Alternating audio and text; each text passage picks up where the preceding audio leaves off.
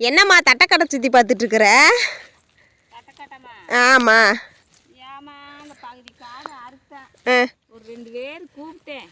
ஒரு நாளைக்கு அறுத்து போட்டு காய வச்சு பகுதி காடு அறுத்து கொண்டு போய் அன்னைக்கு அப்படிதான் மழை வந்துச்சு.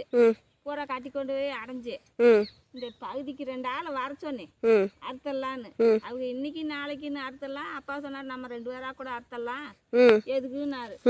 நானுக்கிட்டு சரி ஊருக்கு போயிட்டு வந்துடுறேன் அப்புறம் கூட அறுத்துக்கலான்னு வந்து பார்த்தா மழை பெய்யுது. என்ன பண்றது? பூரா இப்படி போச்சு. நானும் அறுத்தலாம் இன்னைக்கு அறுத்தலாம் நாளைக்கு அறுத்தலான்னு பாக்குறேன். அறுக்க முடியல. பூரா மழை பெஞ்சு தட்ட பூரா அங்க வரும். 2 தலவா வந்துருச்சுன்னு நினைக்கிறேன். ஏமா? ஆமா, புது தளவு முடிச்சு. புது தளவு வேற பிடிச்சிச்சு. வந்து அடித்தளவு. இந்த வேறு இது பூரா அடித்தளவு. அடித்தளவு. இந்த மேல இருக்கிறது பூரா புது தளவு. தளவு முடிச்சிருச்சு. இது அடுத்து ஒண்ணு சேர்க்க முடியலம்மா. பூரா வாய்க்கு வந்த வெள்ளாம இப்படிதான் பாலா போகுது. வாரத்துல ஒரு தடவை இந்த தடவை மழை பெய்யுதுல, என்னன்னு தெரியல. தை மாசம் கூட இந்த அக்கப்போர் கொடுது. ஆன மழை வேகலையே. அதான் சொனங்கு வந்துட்டு இருக்கு. கிணங்கட்டைக்கு தண்ணி வந்தாலும் கூட மனசுல நிம்மதியா சரி மாசமெல்லாம் வெள்ளாம வைக்கலாம்னு நினைக்கலாம். சொனங்குன்னு விழுந்துக்கிட்டு ஒரு வேலையும் செய்ய முடியல. தட்டையார்த்து ஒண்ணும் சேர்க்க முடியல.